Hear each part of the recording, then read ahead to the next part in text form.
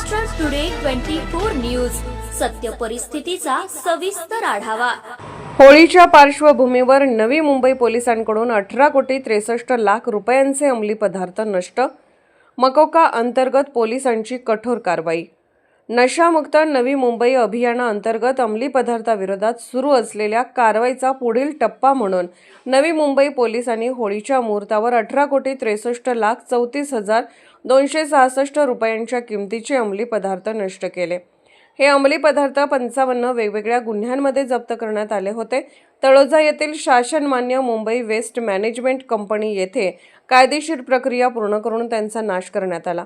मागील 3 वर्षात बेकायदेशीररित्या वास्तव्य करून ड्रग्ज विक्री करणाऱ्या आफ्रिकन नागरिकांविरुद्ध विशेष मोहीम राबवण्यात आली।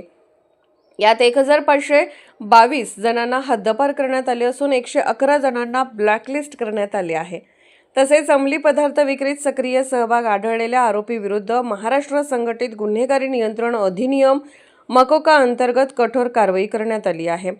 पंजाब राज्यातून नवी मुंबईत येऊन हॉटेल, लॉज व पीजी मध्ये राहून ट्रक आणि रेल्वे मार्ग अंमली पदार्थाची वाहतूक करून विक्री करणाऱ्या टोळीचा पर्दाफाश करण्यात आला। या प्रकरणात 16 गुन्हे दाखल करून 33 आरोपींना अटक करण्यात आली आहे।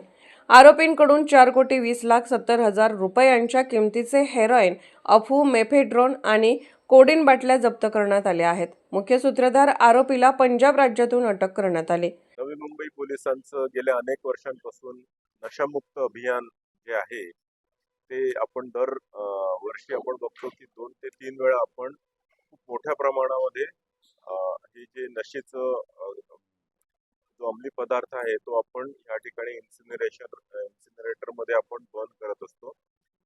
या वेळेलाही जवळजवळ 55 गुन्ह्यांमधील 18 कोटीच्या वर हा मुद्देमाल आपण या ठिकाणी इन्सिनरेटर मध्ये बर्न करतो आहे, ज्यामध्ये गांजा, हायड्रो गांजा, सर्वच प्रकारचे अंमली पदार्थ आहेत।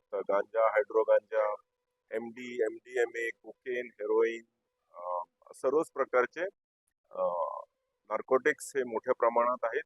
आणि आपण ज्या आता रिसेंटली जे हायड्रो गांजाच्या गँग्स पकडलेले आहेत किंवा पंजाब मधली एक मोठी टोळी आपण जी नवी मुंबईमध्ये सक्रिय होती, काही आफ्रिकन्स जे याच्यामध्ये होते, काही इंटरनॅशनल गँग्स जे इम्पोर्टेड हायड्रो गांजा विकत होते, त्याच्यामध्ये मुद्देमाल हा जो जप्त झालेला आहे त्याचा आज या ठिकाणी बर्निंग केलेला आहे।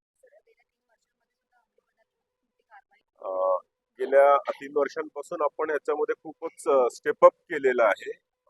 नार्कोटिक्स विरोधी मोहिमेमध्ये मोठ्या सप्लायर्स पासून छोटे ड्रग पेडलर्स पासून कन्झम्पशन करणारे सुद्धा वेगवेगळ्या स्वरूपाचे वेगवेगळे ज्या टोळ्या या ठिकाणी ऑपरेट करत होत्या त्यांना आपण झिरो टॉलरन्स पॉलिसीच्या तहत या ठिकाणी सातत्याने आपल्या कारवाया झालेल्या आहेत आणि यापुढेही ह्या कारवाया चालू राहतील।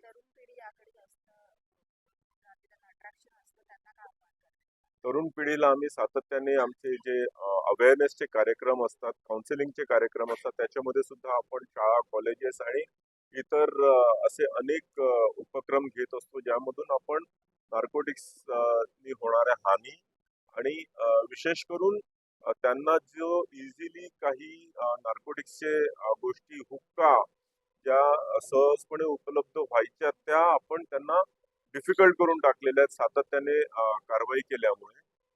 तर हे दोन्ही basically it is double edged, एका बाजूनी सप्लाय कमी करायचं आणि दुसऱ्या बाजूला प्रबोधन करायचं। महाराष्ट्र टुडे मराठीसाठी ब्युरो रिपोर्ट कासिम अली सय्यद, नवी मुंबई।